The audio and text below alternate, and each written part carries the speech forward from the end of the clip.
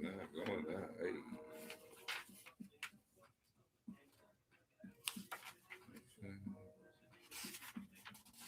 Yeah, we live? We live? My bad, y'all. I'm trying to find out where we at. This is all Black Everything. Welcome to the channel. Appreciate you checking it out. Do me a favor, like it, share it, subscribe. If you like the content, you're doing some information sharing. Communist Manifesto is the topic, like it's been for the last few.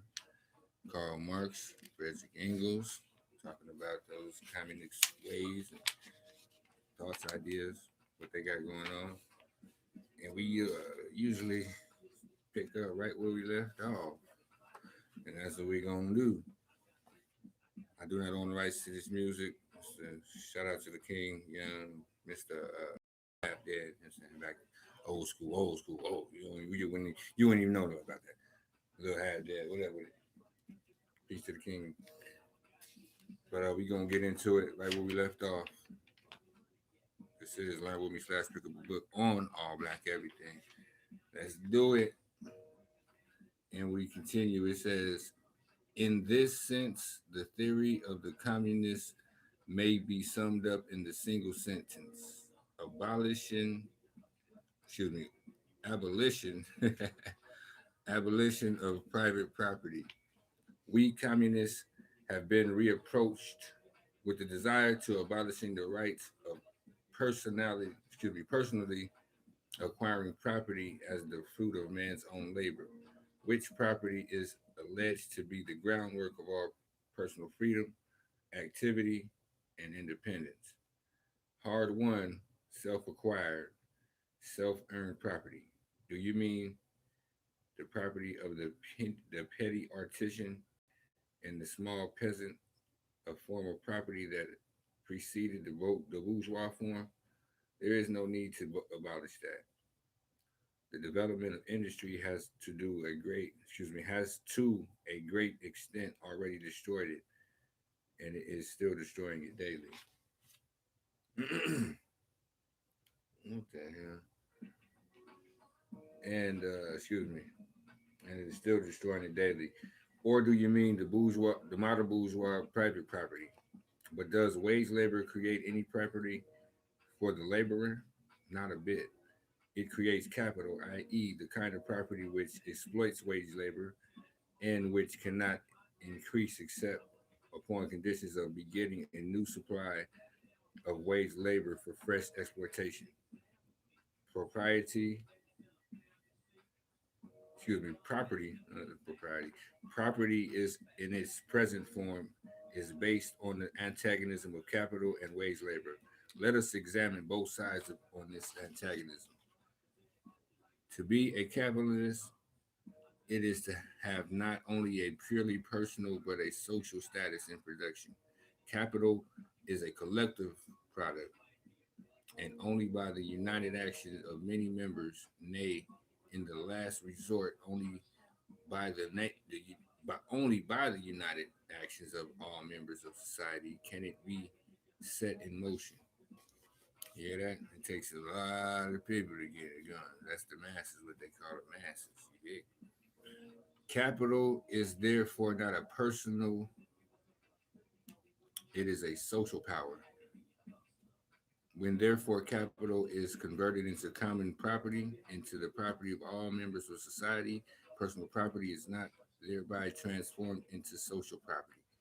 It is only the social character of the property that is changed. It loses its class character. Let us now take wage labor.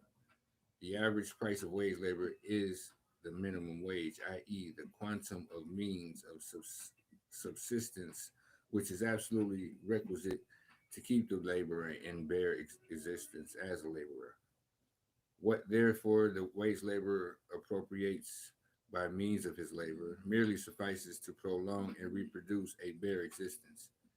We by no means intend to abolish this personal appropriation for the products of labor, an appropriation that made the maintenance for and reproduction of human life, and that leaves no surplus to command the labor of others.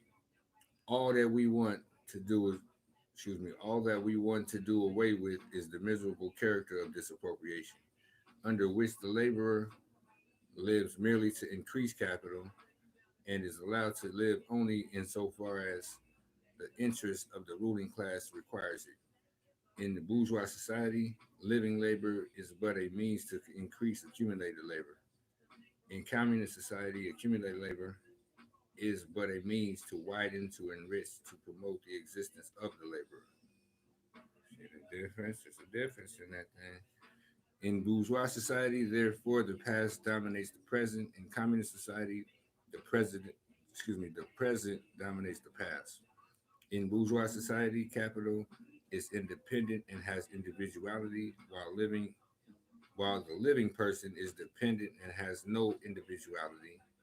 And the abolition of this state of things is called by the bourgeois abolition of individuality and freedom. And rightly so, the abolition of bourgeois individuality, bourgeois independence, and bourgeois freedom is undoubtedly aimed at. By freedom is meant, under the present bourgeois conditions of production, free trade, free selling and buying. But if selling and buying disappears, free selling and buying disappears also. This talk about free selling and buying and all the other brave words of our bourgeois about freedom in general have a meaning, if any, only in contrast with restricted selling and buying, with a fettered traders of the ages, but have no meaning when opposed to the communist abolition of buying and selling, of the bourgeois conditions of production, and of the bourgeois itself. You are horrified at our intending to do away with private property, but in your existing society, private property is already done away with for 9/10 of the population. Huh. We're dropping them Jews on this one. Its existence for the few is solely due to its non-existence in the hands of those 9/10. You reapproach us, therefore, with intending to do away with a form of property, the necessary conditions for whose existence is non-existence of any property for the immense majority of society. In a word, you reproach us with intending to do away with your property. Precisely so. That is just what we intended. That's just what we intend.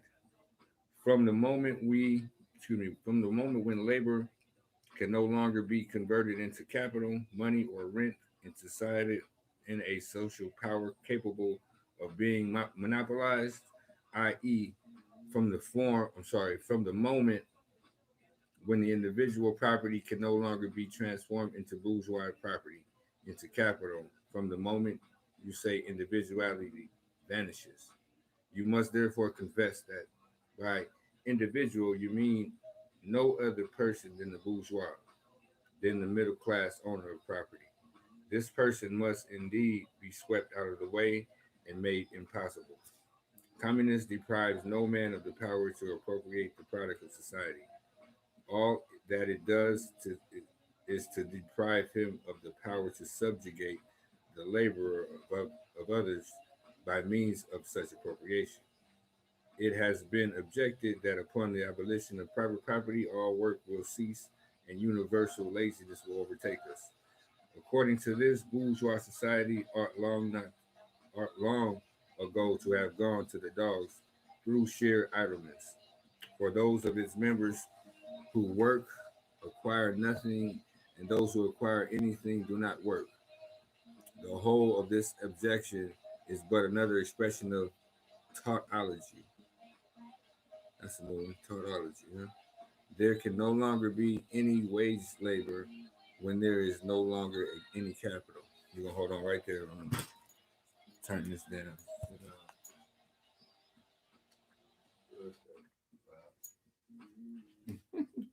I apologize, y'all. Excuse me that for that. Excuse me that there. Excuse me for that there.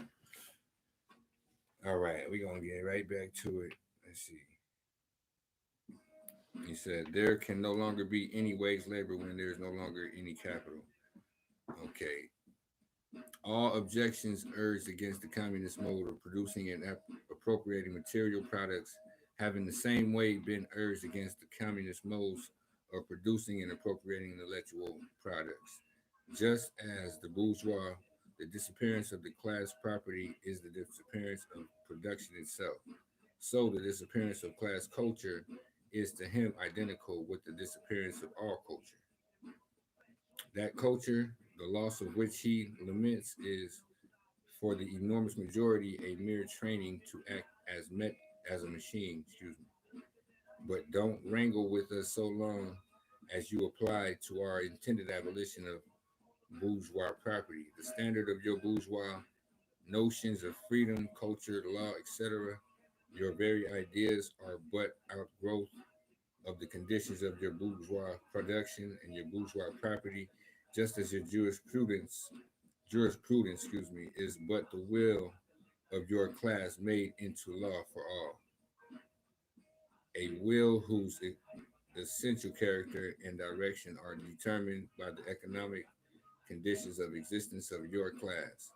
The selfish misconception that induces you to transform into eternal laws of nature and of reason, the social forms springing up from your presence, excuse me, from your present mode of production and form of property, historical relations that rise and disappear in the progress of production, the misconception that you share with every ruling class that has preceded you, what you see clearly in the case of ancient property, what you admit in the case of feudal property, you are, of course, forbidden to admit in the case of your own bourgeois form of property. Mm, that's what he's saying. Nah, nah, nah, nah, nah. That's mystical, my bad. That's piece of that. You know what I'm saying? But we get back to it, though. Abolition of the family, even the most radical flare up at this infamous proposal of the communists. On what foundation is the present family, the bourgeois family based? On capital, on private gain. It is completely developed form, this, excuse me, in its completely developed form, this family exists only among the bourgeois. But this state of things finds its complement in the practical absence of the family among the proletarians and in the public prostitution. The bourgeois family will vanish as a matter of course when its complement vanishes, and both will vanish with the vanishing of capital. Do you charge us with wanting to stop the exploitation of children by their parents? To this crime we plead guilty. But you will say we destroy the most hallowed of relations when we replace home education by social. In your education, it is not that also social and determined by the social conditions under which you educate, by the intervention of society, direct or indirect, by means of school, etc. Homeschool your kids. The communists have not invented the intervention of society in education. They do but seek to alter the character of that intervention. Of that intervention, and to rescue education from the influence of the ruling class. The bourgeois claptrap about the family and education, about the hallowed co-relation of parent and child, becomes all the more disgusting the more by the actions of the modern industry all family ties among the proletarians are torn asunder and their children transformed into simple articles of commerce and instruments of labor. Mm, I think that's a good place to leave it right there. And we gonna come back. Learn with me / pick up a book on all black everything. Appreciate you for checking it out. Like it, share it, subscribe it if you like the content. Peace and love. We gonna come right back to it.